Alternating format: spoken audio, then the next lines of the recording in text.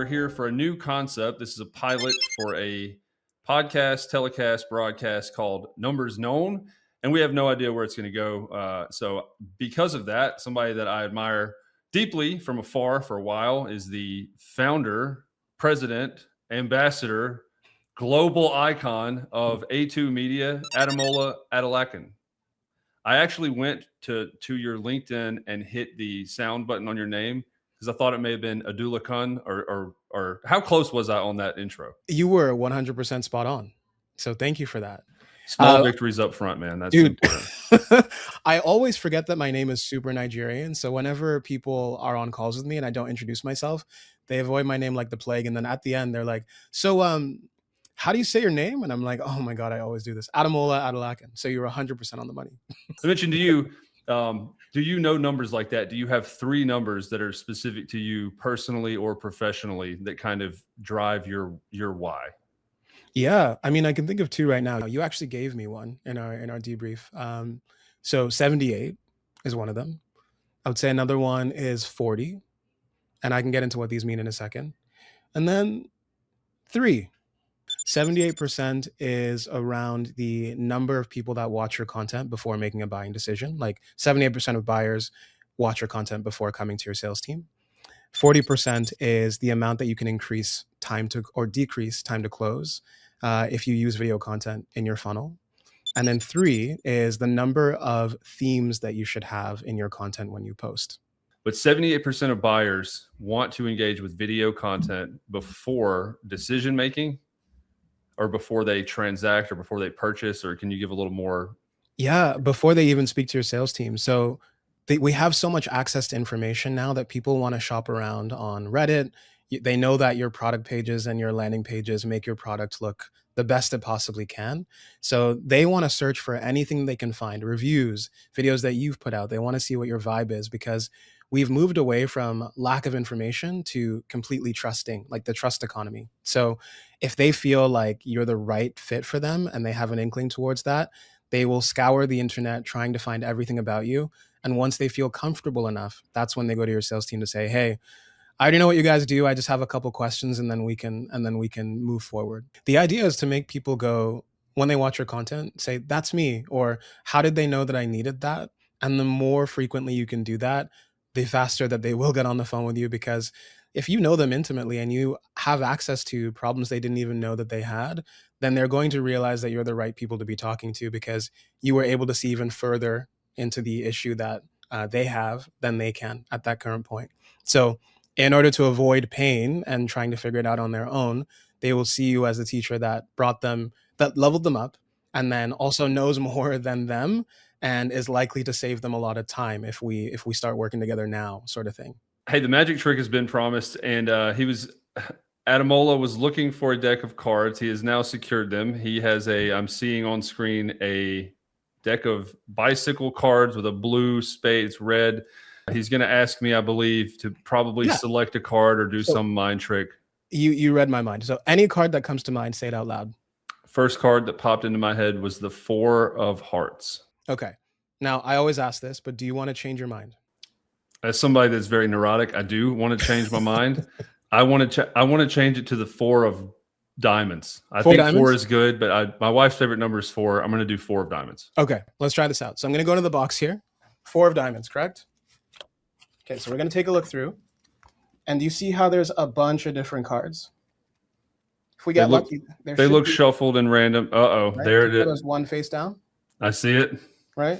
If you take a look at that card, it is in fact the 4 of Diamonds. Yeah, whether you believe me or not, we did not prep for this. I did not send him a chat or message. I don't think there's any other deck or any way you could have done that. And if you want to have the trick revealed, you're going to have to subscribe to both of our newsletters. Yes. It's going to cost you a little bit, but we do reveal the trick in there. We do, to our premium subscribers, you know? You mentioned 40 as a second number, and you referenced, what does 40 stand for you, just to remind me and the audience? Yeah, so 40% less time to close using video content. Something that we've implemented for a couple of our clients is interactive video content. So choose your own adventure video. Let's say you have frequently asked questions that people typically come to your sales team for, and you make 6 or 7 videos about those frequently asked questions. And then you put a video in front of the user that says, hey, this is an interactive video.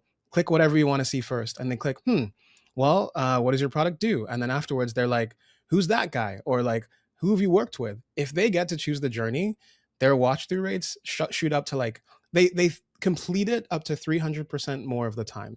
And as an example, the most effective way for somebody that is trying to train their kids on how to hit a baseball better isn't a doc, and it's not a PDF with schematics for most people who aren't engineers. Right. It is a video of perhaps the before and after of a kid's swing. It is a video of perhaps detailing what that interaction looks like. So you can then kind of make it specific to whoever it is, you know, that as A2 Media, whoever it is you're serving, and what type of messaging they're trying to promote. Right. So, yeah, that is the power of video, I would say, largely. Like, once you understand your ICP, your ideal customer profile, and your avatars, and you understand where they watch you, the things they're thinking about, what they need to see to move from, okay, I had this misconception, to actually purchasing from you. Once you understand all of that, it's all about time spent. So there was this really interesting, and I tell this story has a point, I promise. There was this really interesting podcast I was listening to about an event that was held at a stadium somewhere. And I don't remember all the details, but what the person noticed was they had A-list celebrities come out. You know, people gave a round of applause. It was kind of weak. They had short form content creators come out. People gave a slightly bigger round of applause. Then they had long form content creators and podcasters come out. People went crazy, right? Because you feel like you've spent so much time with these people. And then the live streamers came out and people lost their minds, right? And it's just so interesting to watch, because that signals that people are invested in the people that they watch. And the more time you spend with people, which is why, you know, I feel like people should be betting on long form content this year, the more trust you build with them, right? So are you going to trust a recommendation from a friend that you've had for 10 years, or someone that you met on the street randomly that says, like, go to this restaurant? The future of sales is marketing, specifically content creation. And that is because of access. It's because of the 78% that you referenced, and the 80% of the buyer's journey that's done before engaging. The future of sales with access is making people aware and speaking to them and connecting with them before you've shaken a hand or before they've talked to your sales team. From that, I would say the future of marketing is more customer service and voice of customer oriented. Because sales is shifting this way to marketing, marketing thus shifts to, if you go on Amazon right now and search for a product, I would argue that most likely price and some other, you know, constraints at play, you're more likely to buy the one with more positive reviews. When you go into their reviews that are more specific. So the future of like creating awareness and advocacy, and I would argue reducing churn before people sign a contract, is by proving the need to retain the customer in the marketing process.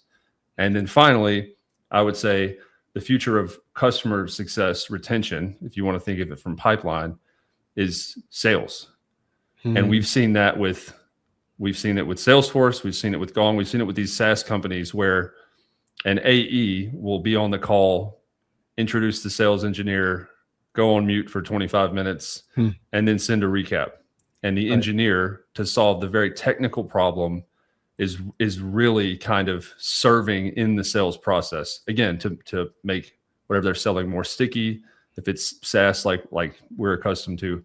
So that's it. The whole journey, or the whole, you know, pipeline, is almost moving one phase up. Sales becomes marketing based on content awareness and access. Marketing becomes customer service, voice of customer, word of mouth, referrals, and customer service or customer success becomes sales. How would you respond to that insane theory? You're going to hate me for this, but I literally have no notes. I think you're spot on. I'm trying to think of even something to add to that. And, you know, the only thing that I can say is the theme there is that personalization and actually knowing who the hell you're talking to and making them feel like they're not just a number is the theme of what you're saying there. And it's going to be a tough shift for everyone who's excited for AI and automation and all this AI generated content, because they're going to very quickly realize that it's cool that all this stuff is advancing faster than we can imagine, but you have to realize that if it's advancing this fast, people are going to get bored of it super fast as well. So this might be the year where AI slop is just like at its ultimate, at its peak. And then next year, people will be like, we can't stand that anymore. We just want to feel seen. And that engine that you just spoke about will be more important than ever. So, dude, no notes. That's incredible. Is you said you need three themes. I think three was like how many different themes you need to talk about. Can you talk more about that? Are you talking about 30 minutes in? I assume you're not talking about the three different solutions you offer, or the three different payment methods, or the three different tiers of subscription level. Is this more of a, here's the pain we help solve, here's who we are and what we believe in and our philosophy, and here's our team? I mean, what do those three themes look like for you?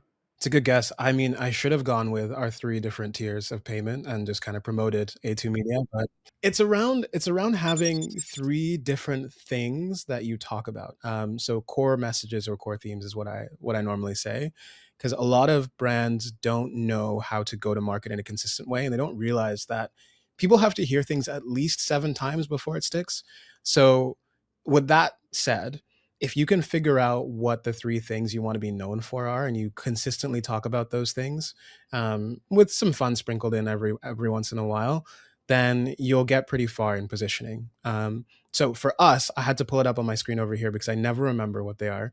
But number one is you don't need to go viral for video to work. That's a core theme of ours. You don't need a big team to scale great content. And the last one is video done right is the most effective way to drive leads. And that's more of a hill that I'd like to die on. I do believe that that will become more and more true as the years go by.